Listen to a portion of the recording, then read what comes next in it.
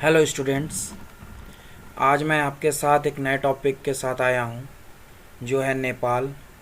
इससे पहले हम लोगों ने इस टॉपिक में म्यांमार को देखा था। अगर आपने म्यांमार के का वीडियो नहीं देखा है तो म्यांमार का वीडियो भी देख लीजिए, आपके एग्जामिनेशंस के लिए इम्पोर्टेंट है। ठीक है, हम लोगों ने दो देशों को देखा है अपने सिलेबस के अनुसार। एक हमारा है म्यांमार, जहाँ पर भी डेमोक्रेसी के लिए फ़ाइट चल रही है, और आपका नेपाल में भी आपका डेमोक्रेसी के लिए बहुत फाइट चला है। ठीक है, नेपाल के साथ जैसा कि बात है कि नेपाल जो है सो हमेशा डेमोक्रेसी के लिए फ़ाइट राजतंत्रात्मक शासन से किया है, और म्यांमार हमेशा से जो है वो सैनिक शासन के साथ जो है सो डेमोक्रेसी का फ़ाइट चला है। ठीक है, इसी एस्पेक्ट में हम लोग आगे देखेंगे नेपाल को। ठीक है, जो अभी तक हमको सब्सक्राइब नहीं किए वो सब्सक्राइब कीजिए। आप लोग वीडियोस देखते हो लेकिन सब्सक्राइब नहीं करते हो, सब्सक्राइब किया करो, लाइक ज़रूर किया करो और कमेंट ज़रूर किया करो कि कहाँ से तुम लोग ये वीडियो देख रहे हो, किस कॉलेज से ये वीडियो देख रहे हो, वो कमेंट ज़रूर किया करो और शेयर करो ज़्यादा से ज़्यादा। और अगर मेरे चैनल को सपोर्ट करना चाहते हो तो सुपर थैंक्स के माध्यम से भी अब कर सकते हो। मेरे वीडियो के नीचे एक थैंक्स नाम से आएगा, उस पर क्लिक करके आप हम मेरे चैनल को जो है वो सपोर्ट भी कर सकते हो। ठीक है, चलिए अब हम लोग देखते हैं नेपाल को।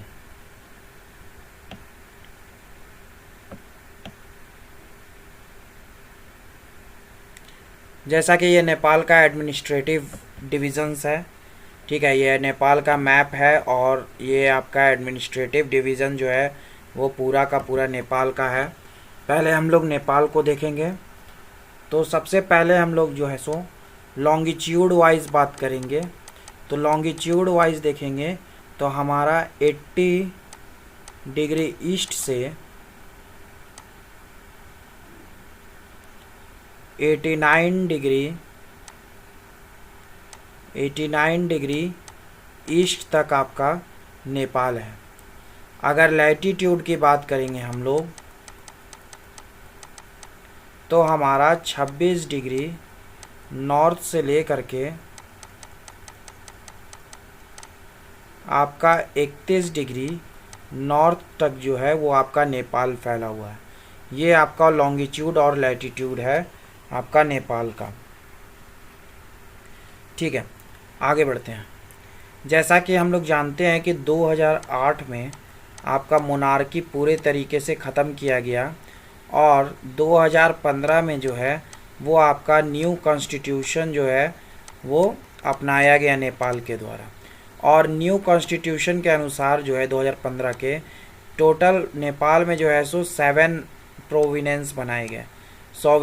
7 प्रांतों में जो है सो डिवाइड किया गया नेपाल को, जो कि आपके ये हैं। ठीक है, इसमें अगर हम लोग बात करें तो पहला हमारा सुदूर पश्चिम है, जिसका आपका कैपिटल जो है वो आपका गोदावरी है।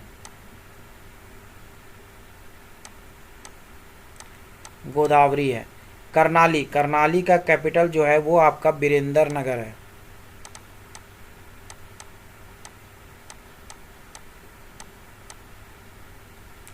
उसके बाद लुम्बिनी जैसा कि आप लोग जानते हैं कि गौतम बुद्धा का जन्मभूमि है।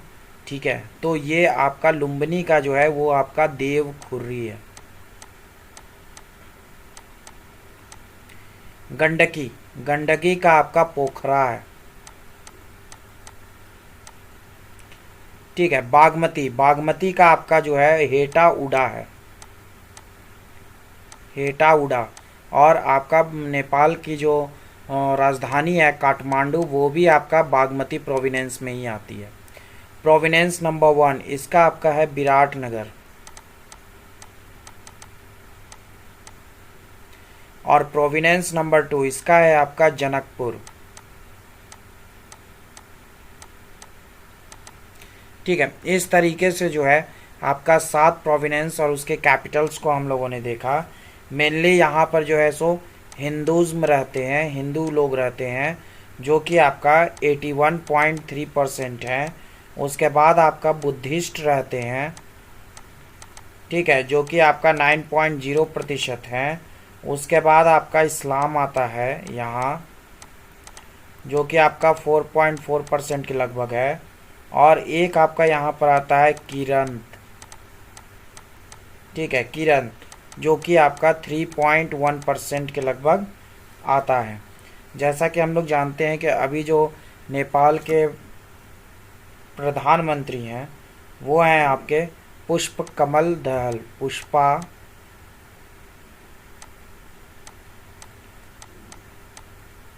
पुष्पा कमल दहल, ये आपके प्राइम मिनिस्टर है नेपाल के, ठीक है।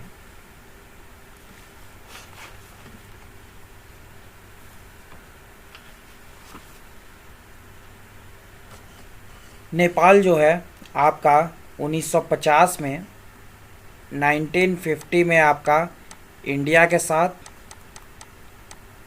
और 1960 में आपका चाइना के साथ जो है वो आपका फ्रेंडशिप ट्रीटी साइन किया है, ठीक है, इसको दिमाग में रखिएगा।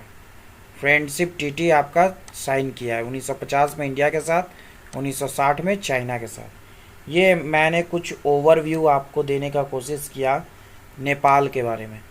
अब हम लोग इसके बारे में नोट्स में देखते हैं कि क्या है, और उसके ये मैं एक्सप्लेनेशन मैं करूँगा, ठीक है। जो बच्चे नोट्स लिखते हैं वो कृपया करके नोट्स लिखिएगा।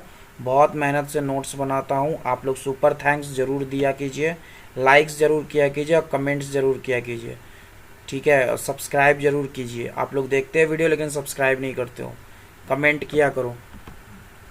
इंट्रोडक्शन, भूमिका की बात करें तो नेपाल आधिकारिक तौर पर एक संघीय लोकतांत्रिक गणराज्य है। दक्षिण एशिया में यह भूमि से घिरा राष्ट्र है। इस राष्ट्र के उत्तर में चीन के तिब्बत की सीमा है, वहीं दक्षिण, पूरब और पश्चिम में भारत है, ठीक है। 3 तरफ से भारत है और एक तरफ से आपका तिब्बत है, जो कि आपका चाइना का है हिस्सा है। नेपाल एक बहुजातीय, बहुभाषी, बहुधार्मिक और बहुसांस्कृतिक राज्य है, जिसकी आधिकारिक भाषा नेपाली है। कुल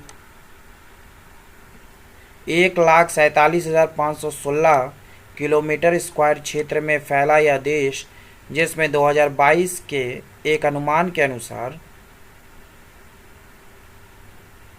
3,06,66,598 की आबादी निवास करती है, ठीक है। नेपाल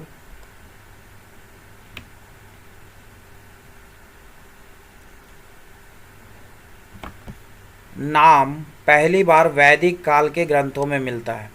18वीं शताब्दी तक गोरखा साम्राज्य ने नेपाल को एकीकृत करके रखा था। शाह राजवंश ने नेपाल के राज्य की स्थापना की, ठीक है। यहाँ पर मेनली जो है आपका शाह डायनेस्टी, और उसके बाद आपका राणा डायनेस्टी, ठीक है।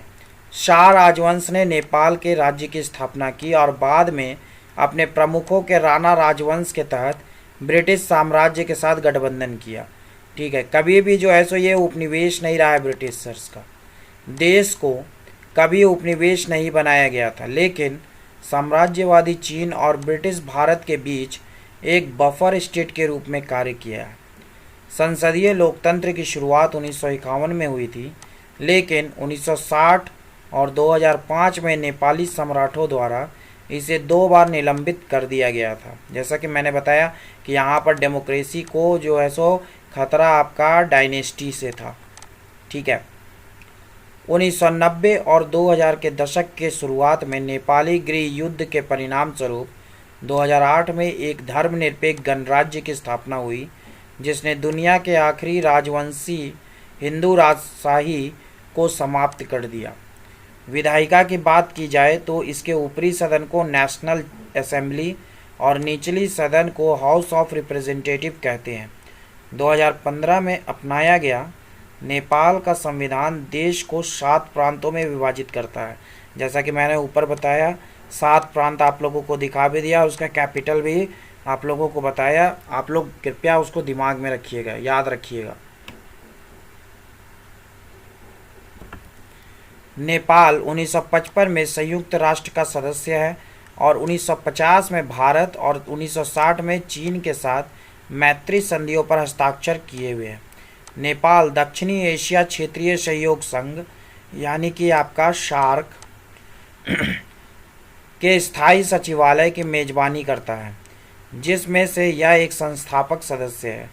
नेपाल गुट निरपेक्ष आंदोलन और बंगाल की खाड़ी पहल का भी सदस्य है। नेपाल का गोरखा बटालियन विश्व युद्ध के दौरान और संयुक्त राष्ट्र शांति अभियानों में महत्वपूर्ण योगदान देते रहे हैं। नेक्स्ट हमारा है struggle for democracy in Nepal. Nepal में लोकतंत्र के लिए संघर्ष। नेपाल में लोकतांत्रिक मूल्यों के लिए हमेशा से संघर्ष होता जा रहा है, जो निम्नलिखित है। पहला, डेमोक्रेटिक मूवमेंट ऑफ 1951 1951 का लोकतांत्रिक आंदोलन। 20वीं सदी के मध्य में देश की शिक्षा प्रणाली के विस्तार के कारण नेपाल में एक शिक्षित अभिजात वर्ग का उदय हुआ, जिससे साक्षरता दर में काफ़ी वृद्धि हुई और देश में उच्च शिक्षा प्राप्त करने का स्तर बढ़ गया। भारत के स्वतंत्रता के बाद राजनीतिक दलों की स्थापना हुई और पड़ोसी नेपाल में राणा राजशाही के खिलाफ एक संगठित संघर्ष किया।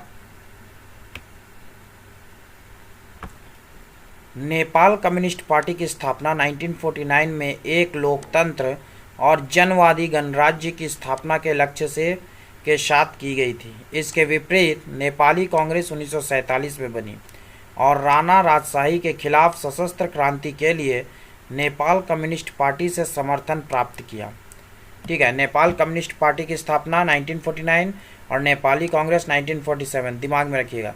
महत्वपूर्ण अंतर्राष्ट्रीय और घरेलू दबाव में शाही परिवार और नेपाली कांग्रेस ने 1951 के दिल्ली समझौते के रूप में माने जाने वाले लोकतंत्र के शांतिपूर्ण और स्थिर शासन को स्थापित करने पर सहमति व्यक्त की। एक संवैधानिक राजतंत्र के ढांचे में एक संक्रमणकालीन सरकार की स्थापना की गई थी और नेपाली कांग्रेस पार्टी द्वारा चुनाव जीते गए थे, जिसने राणा शासन को समाप्त करने में महत्वपूर्ण भूमिका निभाई और राष्ट्र सामाजिक लोकतांत्रिक मूल्यों के आधार पर अग्रेसित हुआ। ठीक है, जैसा कि हम लोग जानते हैं, हम लोगों ने दो पार्टी अभी तक देखा, एक आपका नेपाली कम्युनिस्ट पार्टी जो 1949 और नेपाली कांग्रेस पार्टी 1947। राणा राजशाही से इस देश को आज़ाद करने के लिए ये दोनों पार्टी एक साथ आए और एक साथ आकर के राणा राजशाही के खिलाफ जो है सो धावा बोला। ठीक है,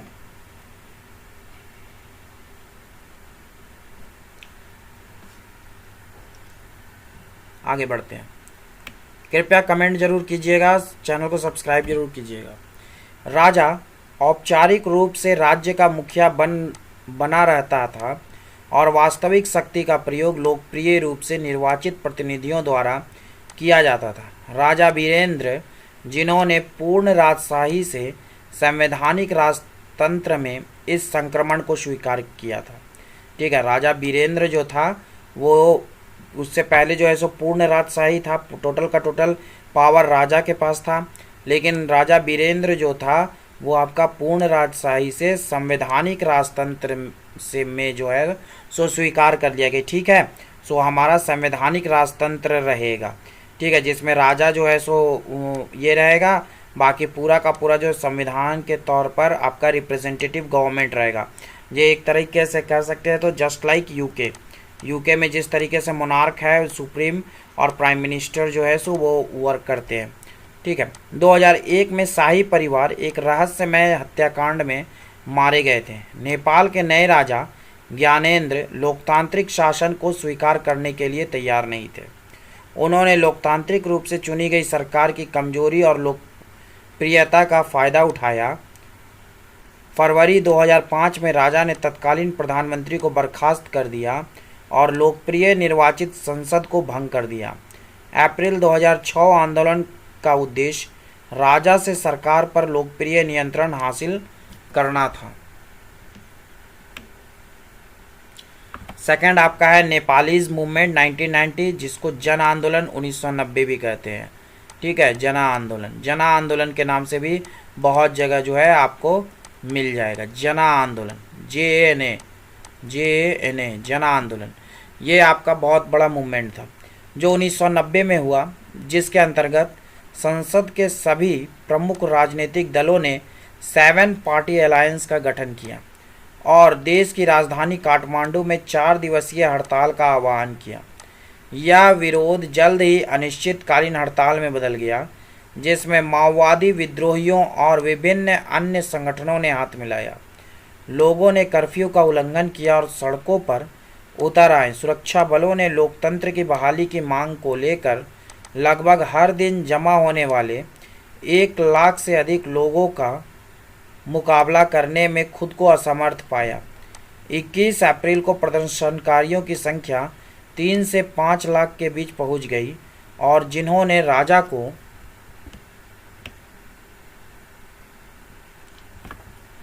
अल्टीमेटम दिया। आंदोलन के नेताओं ने राजा द्वारा दी गई आधी अधूरी रियायतों को खारिज कर दिया। वह अपनी मांगों पर अड़े रहे कि संसद की बहाली की जाए। आपको याद होगा कि नेपाल तीसरी लहर वाले देशों में से एक था जिसने 1990 में लोकतंत्र जीता था। ठीक है। थर्ड, डेमोक्रेटिक मूवमेंट, सॉरी गलती से लिखा गया है, डेमोक्रेटिक मूवमेंट इन 2006 का लोकतांत्रिक आंदोलन। नेपाल ने 2006 में अप्रैल में एक असाधारण लोकप्रिय आंदोलन देखा। इस आंदोलन का उद्देश्य लोकतंत्र को बहाल करना था। एक सर्वदलीय सरकार और एक नई संविधान सभा को शक्ति 24 अप्रैल 2006 को मिला। अल्टीमेटम के अंतिम दिन राजा को तीनों मांगों को स्वीकार करने के लिए मजबूर किया गया था। एसपीए मतलब 7 पार्टी अलायंस, एसपीए ने आंतरिक सरकार के नए प्रधानमंत्री के रूप में गिरिजा प्रसाद कोइराला को चुना। पुनर्स्थापित संसद ने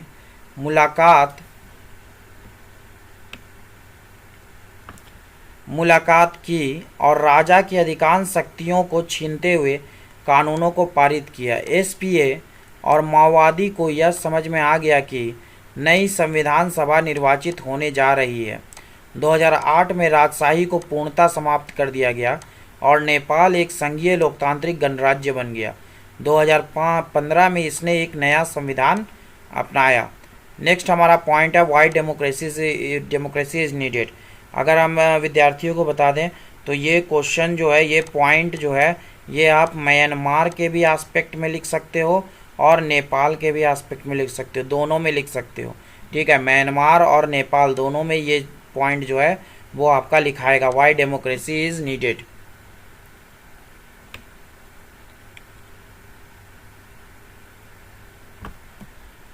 हमने नेपाल और म्यांमार को लोकतांत्रिक मूल्यों के लिए संघर्ष करते देखा है और इससे यह सामने आया है कि तानाशाही या किसी अन्य विकल्प की तुलना में लोकतांत्रिक सरकार बेहतर है, क्योंकि यह पहला नागरिकों के बीच समानता को बढ़ावा देता है, दूसरा व्यक्ति की गरिमा को बढ़ाता है, तीसरा निर्णय लेने की गुणवत्ता में सुधार करता है, संघर्ष को हल करने के लिए एक विधि प्रदान करता है, चौथा संसद को गलतियों को सुधारने की अनुमति देता है।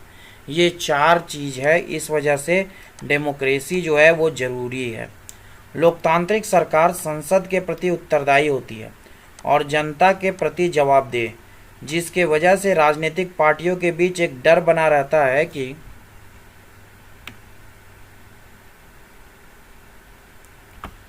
हमारे कदम कहीं हमें शासन सत्ता से दूर न कर दे। इसलिए लोकतांत्रिक पद्धति बहुमत लोगों की शासन पद्धति है। ठीक है। नेक्स्ट हमारा है कॉन्क्लूजन, निष्कर्ष। मेरी मेहनत को आप लोग सपोर्ट कीजिए।